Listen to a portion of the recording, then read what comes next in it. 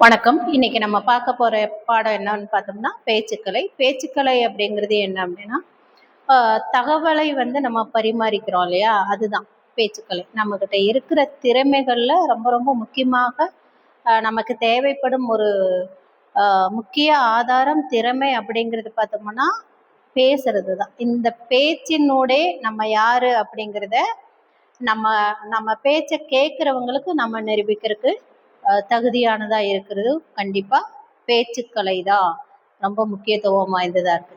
இந்த பேச்சுக்கலை ஒவ்வொரு தனி மனிதனுக்கும் தேவையானதும் தேவைப்படுவதுமான ஒரு முக்கியமான விஷயமா இருக்கும்.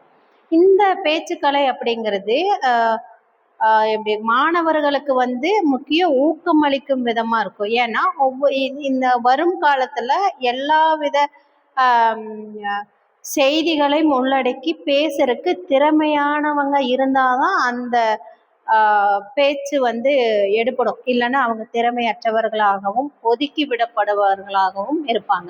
அப்போ திறமை அப்படின்றது பேச்சுக்கலையில தான் இருக்குது அப்படிங்கிறத நம்ம ஆணித்தரமா நம்பணும். இந்த பேச்சுக்கலை நமக்கு எப்படி முக்கியத்துவம் வாய்ந்ததா இருக்குது அப்படின்னு பார்த்தோம்னா, அதுல ஒரு நிறைய வகைகள் இருக்கு. நம்ம இன்னைக்கு பார்க்கறது என்னன்னா சொற்பொழிவு பார்க்கலாம்.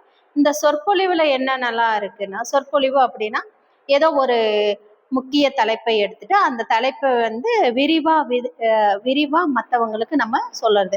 அந்த கேட்கறவங்களுக்கு அவங்களோட புத்தி கூர்மையை அதிகப்படுத்துவதா இருக்கும். இந்த அதிகப்படுத்துது அப்படின்னா என்னன்னா, அவனுக்கு ஒரு கேள்வி ஞானம் பிறப்பதற்கான வழிவகை செய்வது என்ன அப்படின்னு பார்த்தோம்னா சொற்பொழிவு.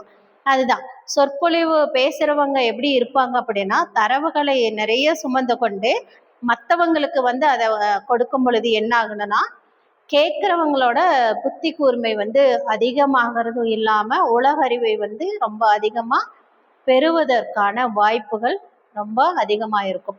இப்போ சொற்பொழிவு அப்படிங்கிறது என்னன்னா, ஒரு 1000 பேர் 100 பேர் இருக்காங்க அப்படின்ற இடத்துல அந்த மத்தியில ஒரே ஒருத்தர் தன்னந்தனியா அந்த மேடையில நின்று பேசும் பொழுது ஒட்டுமொத்த கூட்டமும் அந்த ஒருவரின் பேச்சுக்காக காத்திருப்பாங்க இல்லையா?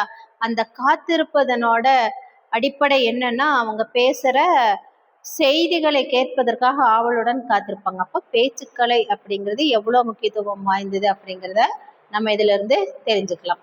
இந்த அந்த சொற்பொழிவுல நம்ம பார்த்துட்டோம். சொற்பொழிவு அப்படின்னா அனைவரையும் ஈர்க்கக்கூடிய வகையில் பேசக்கூடியவங்களா தான் நம்ம சொல்றோம் இல்லையா? அதுல என்ன முக்கியமாக பார்க்கப்படும்னா உடல் மொழி. அவங்கள என்ன மாதிரி பேசுறாங்க, அவங்க உடல் மொழி எப்படி மற்றவங்கள கவர்ந்தெழுக்குது. அதாவது அவங்க கண்ணு பேசுதா, அவங்க வாய் பேசுதா, அவங்க கை கால் அதெல்லாம் ஒவ்வொரு செய்கையை உணர்த்தும், குறியீடா உணர்த்தும். அப்ப அந்த குறியீடு என்பது அடுத்தவங்களை கவர்ந்தெழுக்கிறதா இருக்கும். அந்த வகையில பார்த்தோம்னா சொற்பொழிவு ஒரு ஒரு ஒரு சில வகைக்குள்ள நம்ம இது பண்ணிக்கலாம். அப்போ ஒரு தலைப்பு எடுக்கிறாங்க ஒரு சொற்பொழிவாளர் அப்படின்னு பார்த்தோம்னா, தேர்ந்த சொற்பொழிவரா இருக்கும் பட்சத்துல தலைப்பை தேர்ந்தெடுத்துக்குவாங்க. அந்த தலைப்புக்கான விளக்கத்தை முதலே சரியாக தந்து விட்டாங்கன்னா கேட்கிறவங்களுக்கு ரொம்ப இனிமையாகவும் அறிவு தீட்டுவதமாக இருக்கும். இப்போ உதாரணத்துக்கு இப்போ இருக்கிற காலகட்டத்தில் அரசியல் பத்தி பேசுறாங்க அப்படின்னா எல்லா இளைஞர்களுக்கும் தேவையான ஒரு விஷயமா இருக்கும். இளைஞர்கள் மட்டுமல்ல, இப்ப இருக்கிற சின்ன குழந்தைகளுக்கும் அரசியல் புரிதல் தேவைப்படுவதா இருக்கு. அப்போ குழந்தைகள், பெரியவங்க, இளைஞர்கள், வயதானவர்கள் எல்லாத்துக்குமே தன்னை சார்ந்த சக மனிதனுக்கு அரசியல் புரிதல் வேணும்.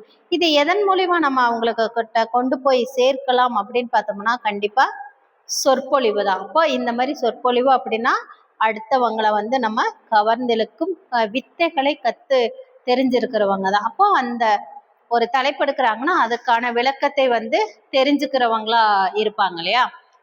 அப்போ அந்த விளக்கத்தை தெளிவாகவும் விரிவாகவும் எல்லாருக்கும் தெரியற மாதிரி சொல்றவங்க தான் மிகச்சிறந்த சொற்பொழிவாளர் அப்படின்றத நம்ம தெரிஞ்சுக்கலாம்.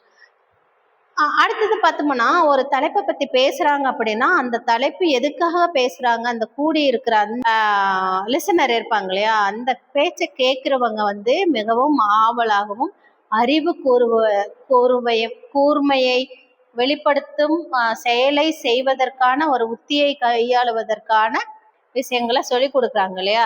அப்ப அந்த விஷயங்களை அவங்க எடுத்துக்கணும் அப்படின்னா தெளிவா பேசணும், சிந்திக்க வைக்கிறதா பேசணும், மற்றவங்களுக்கு ஆக்கப்பூர்வமாகவும் அறிவுபூர்வமாகவும் பேசணும். அப்ப கேட்கிறவங்க மத்தியில் அது எடுபடணும். அந்த செய்தி என்ன சொல்ல வராங்க அப்படின்ற அந்த செய்தி மிக தெளிவாகவும் கூர்மையாகவும் இருக்கணும் அப்படின்றத பார்த்துக்கலாம்.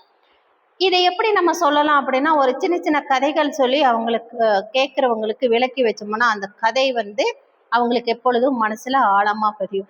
அந்த கதை எப்படி இருக்கும் அப்படின்னா, சமூகம் சார்ந்து அல்லது தன் சுற்றத்தாரை சார்ந்து இருக்கிற மாதிரி ஒரு சிறந்த உதாரணம் சொல்லிட்டோம்னா அந்த சொற்பொழிவு அது சிறந்ததாக ஆக்கப்படும். அப்படிங்கிறதுக்கு நம்ம பேசுறவங்க அதை எடுத்துக்கொள்ற செய்திகளை பொறுத்தே இருக்கு.